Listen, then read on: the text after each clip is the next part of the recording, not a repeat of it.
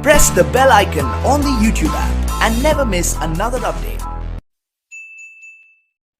अस्सलाम वालेकुम दोस्तों, श्रीलंका के खिलाफ पाकिस्तान के टेस्ट टीम स्क्वाड का ऐलान 7 दिसंबर 2019 को हफ्ते वाले दिन किया जाएगा।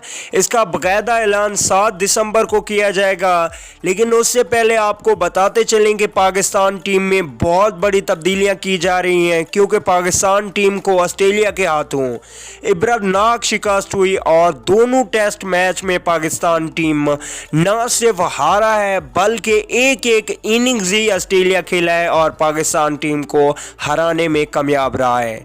पाकिस्तान क्रिकेट बोर्ड का ये मौक़िफ़ है कि वहाब रियाज और मोहम्मद आमिर से बात की जाएगी। अगर वो मान गए तो दोबारा वो रिटायरमेंट वापस लेके पाकिस्तान टीम में टेस्ट स्क्वाड का हिस्सा होंगे। इसके अलावा जो पाकिस्तान टीम में तब्दीलियां की जा रही हैं, फवाद आलम की एक बार फिर से पाकिस्तान टीम में वापसी होगी और दूसरे ओपनिंग बल्लेबाज समी असलम पाकिस्तान टीम में आएंगे। इसके अलावा फास्ट बॉलिंग में तब्दीली की जाएगी। फास्ट बॉलिंग में उस्मान खान शिनवारी को एक बार फिर से मौका दिया जाएगा। अगर हम बात करें पाकिस्तान के स्क्वाड की तो उसमें इमामुल हक, हारिस सुहेल, इफ्तिखार अहमद, नसीम शाह और इमरान खान सीनियर को एक बार फिर से पाकिस्तान टीम से बाहर कर दिया जाएगा।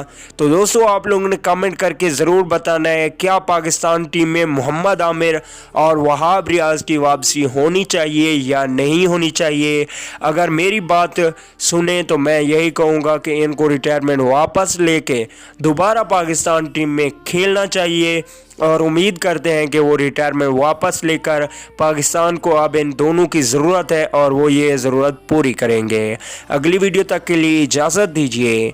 अल्लाह निगहबान।